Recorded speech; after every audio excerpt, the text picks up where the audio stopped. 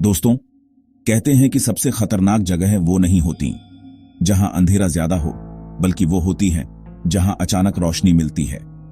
आज मैं आपको सुनाने जा रहा हूं एक ऐसी घटना जो आपको डर का एहसास कराएगी। तो कहानी शुरू होती है एक युवा लड़के अभिषेक से, जो आधी रात को दिल्ली जयपुर हाईवे से गुजर रहा था। रात के करीब 1:30 बजे लड़का अपनी बाइक पर अकेले सफर कर रहा था। ठंडी हवा चल रही थी, लेकिन हाईवे पर अजीब सा सन्नाटा था। ट्रक आते जाते दिखते, मगर बीच बीच में सड़क बिल्कुल खाली हो जाती। अचानक उसकी बाइक का फ्यूल इंडिकेटर ब्लिंक करने लगा। उसे चिंता हुई कि कहीं पेट्रोल खत्म न हो जाए। तभी उसे दूर रोशनी दिखाई दी, एक ढाबा। उस वक्त उसकी हालत ऐसी थी जैसे रेगिस्तान में प्यासे को पानी मिल गया हो। ढाबा पुराना था, लेकिन उसमें तेज लालटेन की रोशनी जल रही थी। अजीब बात यह थी कि इतने सुनसान में वहां एक भी गाड़ी खड़ी नहीं थी। अंदर गया तो देखा सिर्फ एक बूढ़ा आदमी चारपाई पर बैठा था। आ गए बेटा, बैठो, थक गए होंगे। लड़के ने सोचा, ये कैसे जान गया कि मैं आऊंगा। लेकिन भूख ज्यादा थी, उसने दाल रोटी मंगाई। खाना वाकई बहुत स्वादिष्ट था, लेकिन ढाबे का माहौल अजीब था।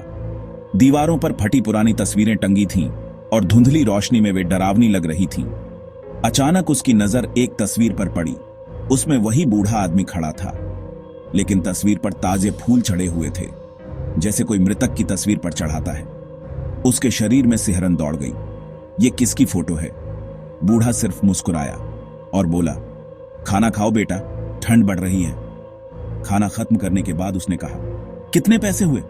बूढ़े ने धीरे से जवाब दिया, पैसे की जरूरत नहीं, बस याद रखना रात को अकेले सफर मत करना। लड़का डरते डरते बाइक पर बैठा और तेजी से आगे बढ़ गया, लेकिन कुछ दूरी पर जाकर पीछे मुड़ा तो उसके पैरों तले जमीन खिसक गई। जहां वो ढाबा था, वहां अब सिर्फ जली हुई जमीन और राख के ढेर थे। अचानक उसने देखा, उसकी बाइक के पीछे किसी ने हाथ रखा है। उसने झटके से मुड़कर देखा, कोई नहीं था। किसी तरह वो सुबह होते होते शहर पहुंचा। उसके मन में सवाल गूंज रहा था, कल रात मैंने किसके साथ खाना खाया था? भाई, हाईवे पर थोड़ा पीछे एक पुराना ढाबा है ना? कौन सा ढाबा? वहां तो 10 साल पहले आग लग गई थी और उसमें मालिक जलकर मर गया था। तब से वहां कोई नहीं रुकता। इतना सुनकर उसके हाथ से पानी का गिलास गिर पड़ा। उसे यकीन हो गया कि कल रात उसने एक आत्मा के साथ खाना खाया था। दोस्तों, ये कहानी सच थी या वहम? इसका जवाब शायद ही कोई दे पाए। अगर वीडियो पसंद आई हो तो लाइक और सब्सक्राइब करना मत भूलना, क्योंकि आगे भी मैं आपके लिए ऐसी ही डरावनी और हकीकत जैसी लगने वाली कहानियां लाता रहूंगा।